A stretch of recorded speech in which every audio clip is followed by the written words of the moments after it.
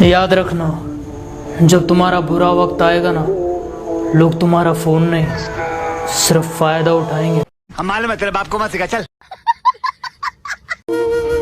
जिंदगी में ना एक बात हमेशा ध्यान रखना, अगर पंखा चलेगा तो बिजली का बिल तेरा बाप भरेगा। मशहूर होने का शौक नहीं है, लेकिन क्या करें, लोग नाम से ही पहचान लेते हैं। तुम भोसड़ी वाले।